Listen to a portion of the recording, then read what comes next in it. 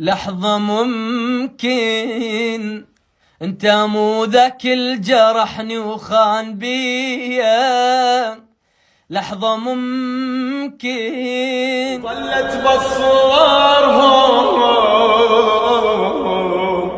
ما نعرف خبرهم، راحوا مني ليش قاعد بيجي انا. جايب لكم اليوم تحدي عمالقة بين سعود بن خميس وهاشم البحراني، تحدي مولع نار، معركة العمالقة. تخيلوا اثنين اصواتهم جدا حريقة، تجيبهم في تحدي واحد ويكونوا هم الاثنين ضد بعض. يعني هاشم البحراني الغني عن التعريف صوته جدا جدا حلو، وسعود بن خميس الغني عن التعريف صوته جدا جدا حلو، فما بالك اذا جبنا هاشم البحراني وسعود بن خميس وقيمنا اصواتهم مع بعض، ايش معركة الاصوات اللي راح تكون موجودة.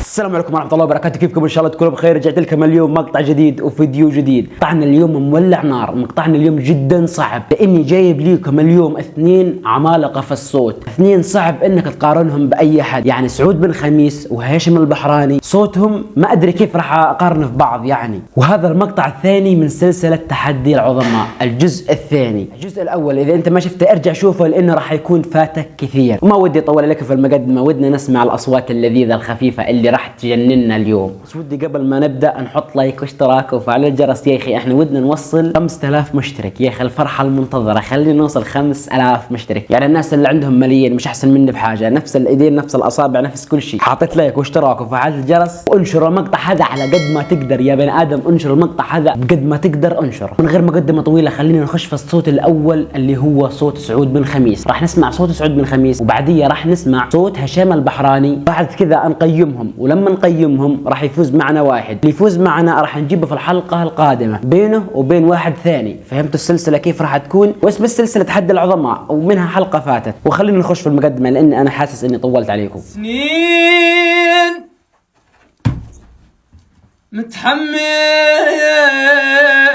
متحمل اذيتك، مرة منك ما شكيت، مرة منك ما شكيت،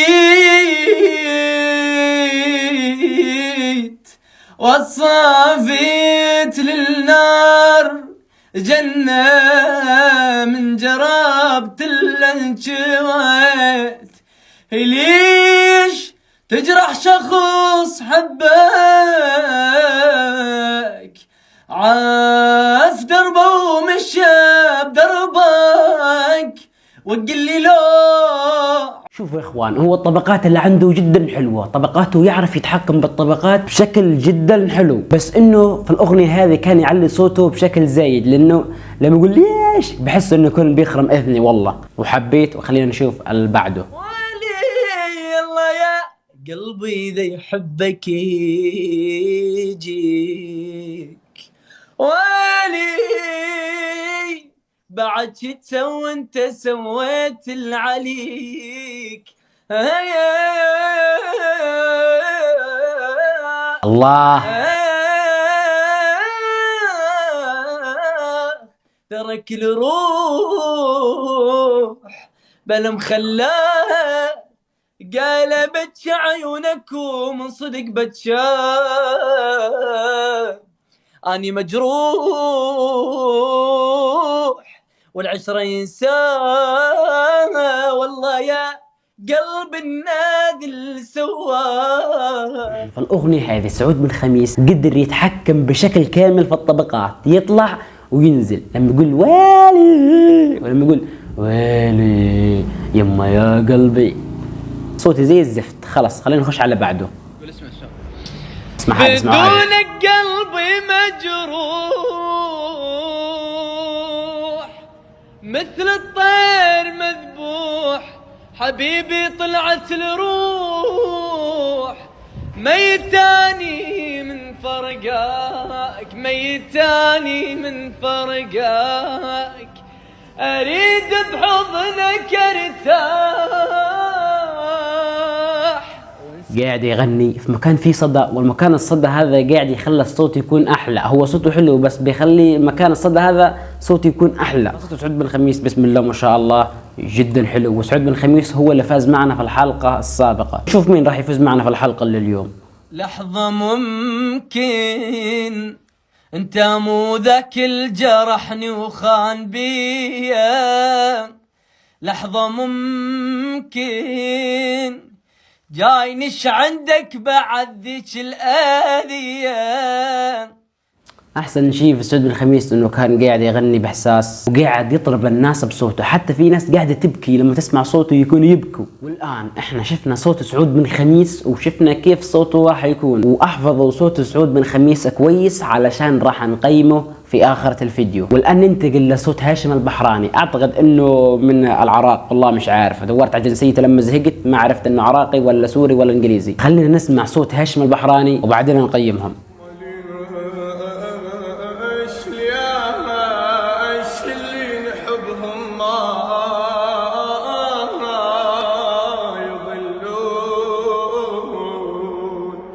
والله يضلون جمر بالقلب ذكرى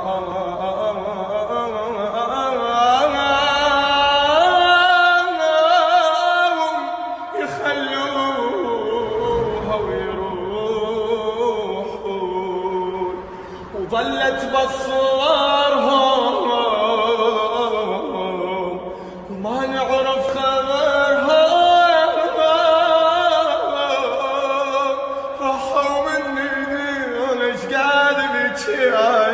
وما يرجعون والعشنا بهواهم أذونا بجفاهم. يا اخوان والله انه صوته جدا جدا حلو، عنده بحة في رقبته كذا جدا حلوة. اسمعوا صوته وركزوا له كويس لانه صوته بسم الله ما شاء الله جدا حلو. سعود بن خميس فاز معنا في الحلقة السابقة، شكله مش هيفوز معنا في الحلقة اللي اليوم لانه صوته هذا سفاح.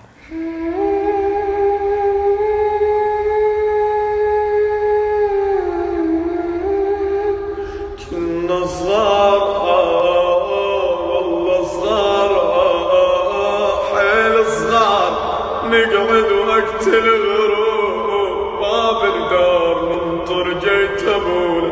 كنا صغار نقعد وقت الغروب بباب الدار ننطر جيت ابونا ابونا ويلي يا ويلي يا اخوان هو بيعرف يثقل صوته كذا، يثقل صوته، ولما يثقل صوته بيصير صوته احلى بكثير. يا اخي ايش الصوت الجميل هذا اللي عنده. انا بدور لي على مقاطع كثيره بس ما بلقى، مش عارف هو اختفى، هو وين راح؟ اللي يعرف وين اسم قناه هذا البني ادم يقول لي عليها، لانه بسمع له مش عارف وين مقاطع جديده، ما بشوف له جديد، ما بشوفه قاعد يغني ويطلع مقاطع جديده. ظلت بصورهم وما نعرف خبرهم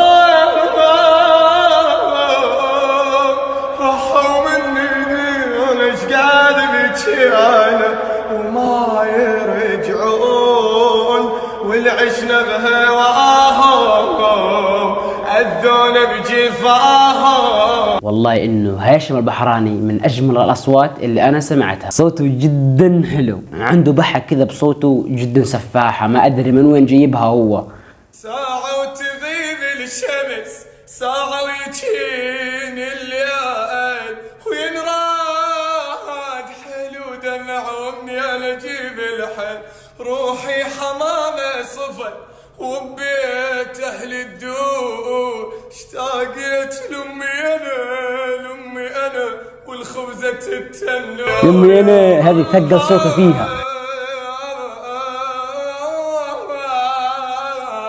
بديرتها لي الطعم يختلف حتى الماي ويمها لي الهوى يختلف والله. يا اخي علي حنجرة بسم الله ما شاء الله، صوته جدا جدا سفاح. انا قعدت ادور لي على مقاطع كثيرة، ودي مقاطع تكون لي بس جديدة، ما ادري وين راح او اختفى فجأة، ما قاعد يغني ولا قاعد يطلع اصوات جديدة. وين هذا البني ادم اختفى؟ موهبة زي هذه ليها مستقبل جدا كبير. فإلى هنا وصلنا لمرحلة التقييم وراح نقيم اصواتهم واللي راح يفوز معنا راح يتأهل معنا في الجزء الثالث، هذا الجزء الثاني. هذه أصعب مرحلة أنا بحسها، لأنه صوت سعود بن خميس جدا سفاح وحلو، وصوت هاشم البحراني جدا صوته حلو، لأن التقييم بينهم راح يكون صعب أو راح يكون متقارب جدا جدا عمن خالا. أنا صراحة من وجهة نظري إني أحس سعود بن خميس ياخذ 8.5 من 10، وأحس إنه يستاهلها سعود بن خميس، لأنه صوته بسم الله ما شاء الله حلو جدا جدا. وهاشم البحراني والله إنه يستاهل، وصوته جدا حلو، وموهبة زي هذه اندفنت حرام تندفن.